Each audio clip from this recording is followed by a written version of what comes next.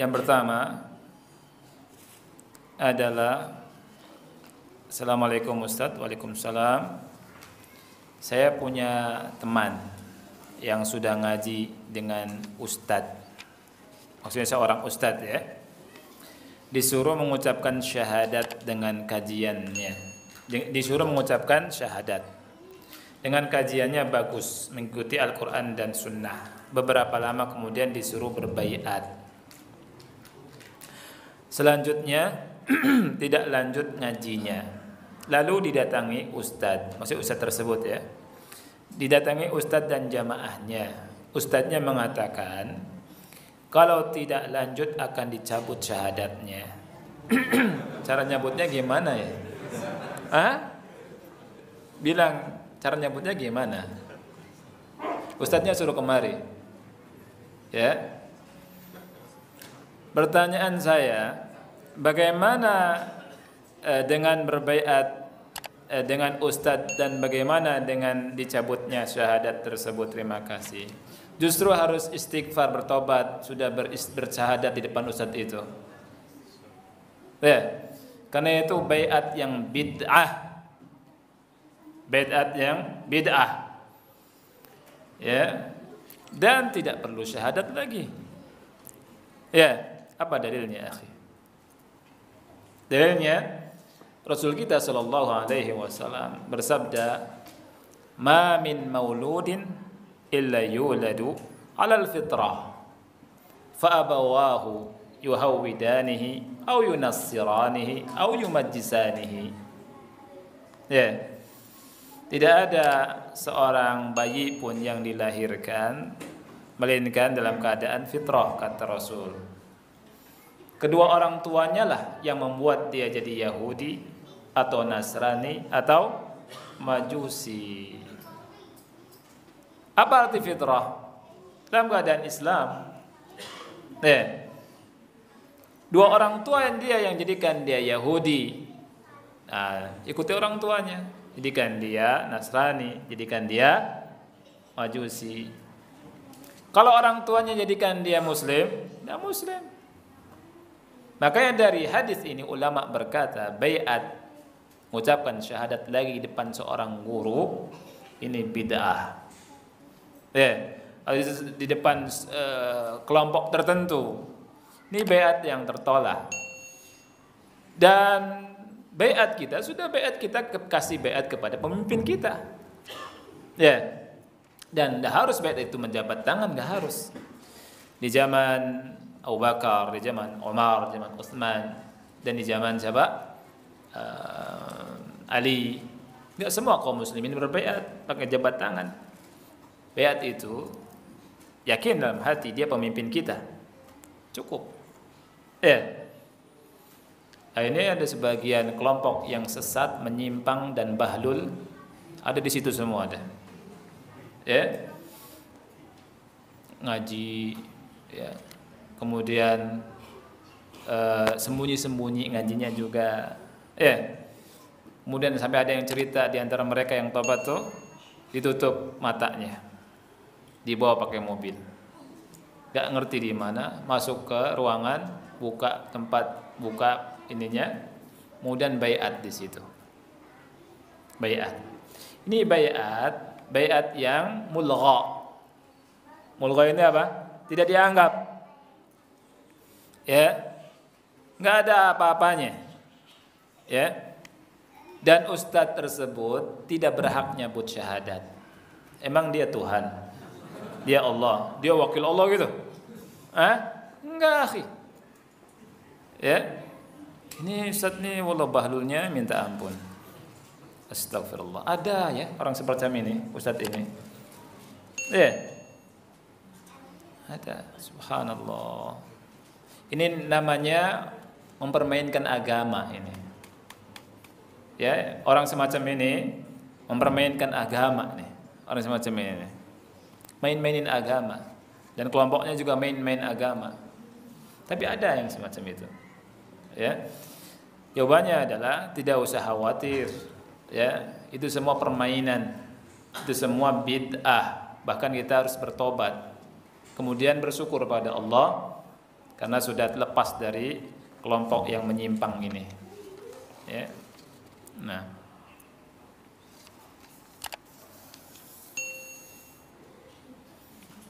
kalau bisa laporkan ke polisi juga tuh.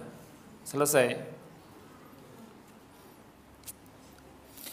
Ustadz, jika syarat ini ada yang tidak terpenuhi, bagaimana konsekuensinya? Apa harus dilakukan? Bertobat sama Allah, bertobat kepada Allah Subhanahu wa taala, ya, dengan taubatan nasuha, kemudian tidak mengulangi, ya. Dan kalau misalkan dia mengucapkan la ilaha illallah, tidak mengilmui, belajar. Dia mengucapkan la ilaha illallah, belum yakin, ya, kurang keyakinannya, terus dimantapkan keyakinannya dengan apa? Dengan baca Quran, dengan ilmu lah, belajar agama, bertanya, ya. Kemudian diantaranya bergaul dengan orang-orang yang soleh, karena iman itu apa? Naik turun. Iman itu naik turun.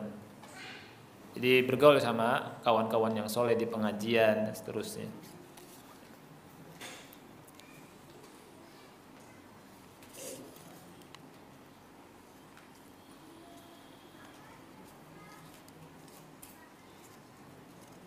Ustadz, sebelumnya maaf mau bertanya keluar dari tema.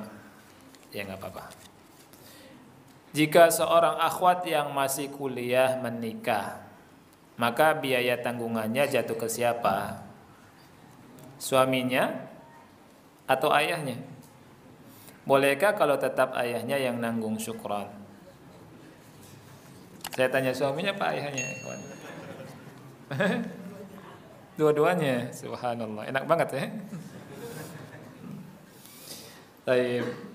Seorang laki-laki kalau menikah wajib nafkahi istrinya. Ya, seorang laki-laki wajib nafkahi istrinya. Allah bilang apa? Liyunfiq dzu sa'atin min sa'atihi wa man qudira 'alaihi rizquhu falyunfiq mimma ataahu Allah. Ya.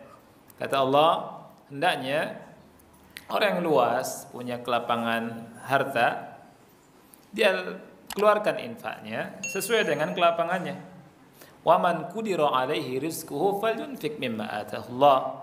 Kalau sempit, maka hendaknya dia menafkahi sesuai dengan apa yang Allah yakni takdirkan. Dan Allah tidak membebani jiwa kecuali sesuai dengan apa? Kemampuannya, kata Allah Subhanahu wa taala. Allah berfirman dalam surat An-Nisa, "Ar-rijalu qawwamuna 'alan nisa." Laki-laki, rijal itu pemimpin bagi wanita. Karena apa? Di antara apa yang Allah sebutkan adalah wa bima anfaqu min amwalihim. Karena sebab mereka menafkahkan harta mereka atau sebagian harta mereka. Jadi untuk ikhwan yang mau nikah, ya, usahakan udah punya usaha, walaupun tidak tetap, nggak harus tetap, ya.